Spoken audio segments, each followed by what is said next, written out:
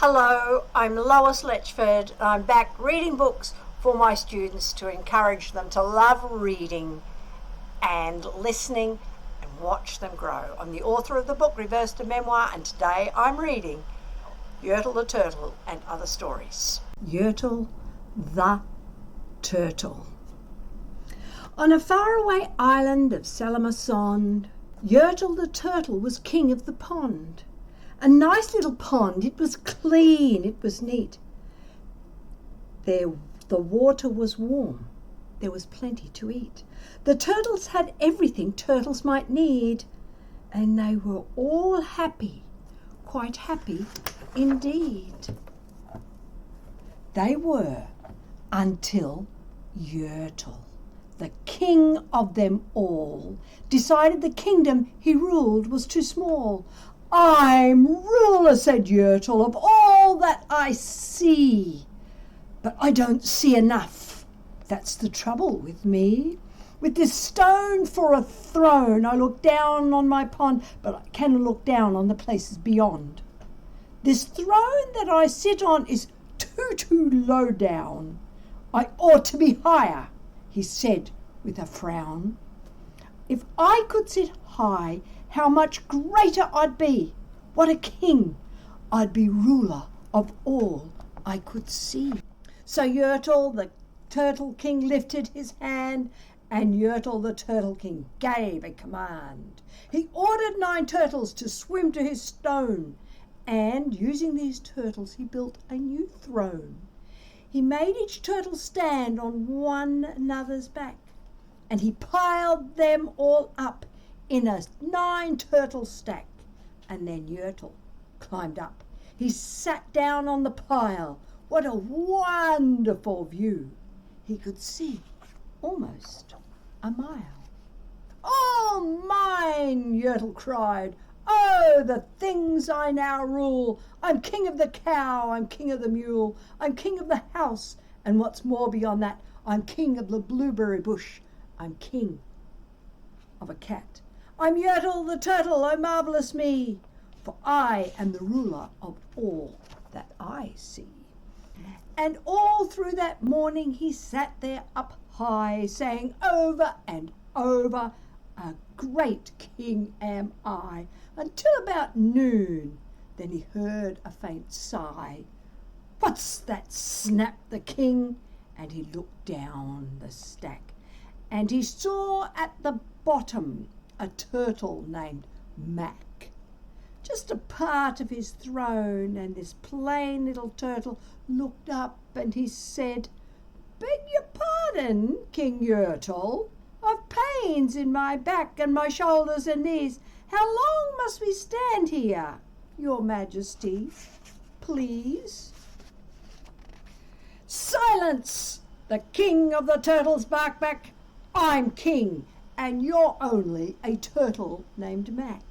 You stay in your place while I sit here and rule.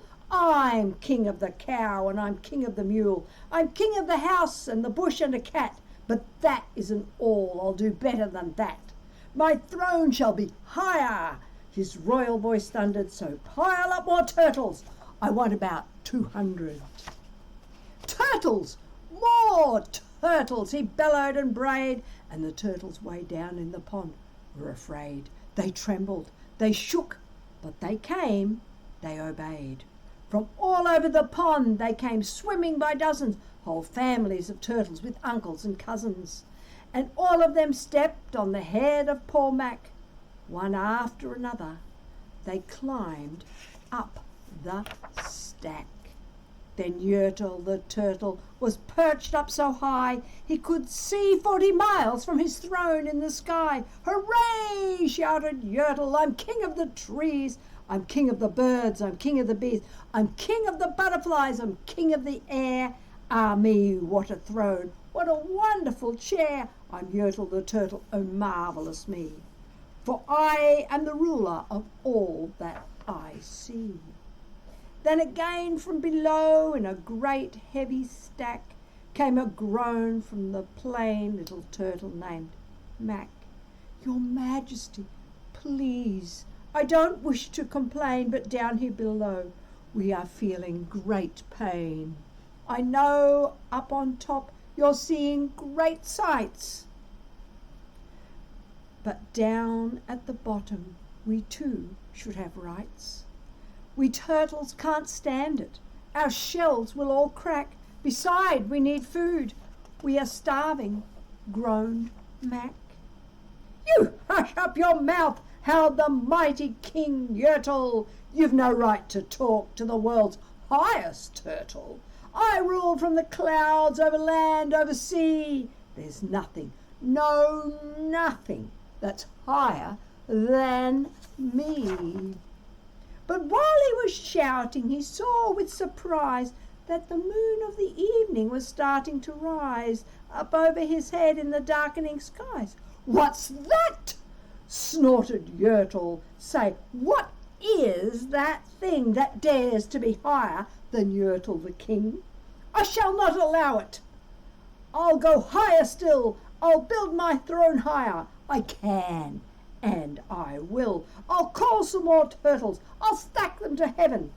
I need about 5,607. But as Yertle, the Turtle King, lifted his hand and started to water and give the command, that plain little turtle below in the stack, that plain little turtle whose name was just Mac, decided he'd had enough, and he had. And that plain little lad got a little bit mad, and that plain little Mac did a plain little thing. He burped, and his burp shook the throne of the king. And Yertle the turtle, the king of the trees, the king of the air and the birds and the bees, the king of the house and the cow and the mule. Well, that was the end of the Turtle King's rule. For Yertle, the king of Salamason, fell off his high throne and fell plonk in his pond. And today the great Yertle, that marvellous he, is king of the mud. That's all he can see. And the turtles, of course, all the turtles are free as turtles. And maybe all creatures should be. Thank you. Enjoy. Hit like, subscribe, and listen.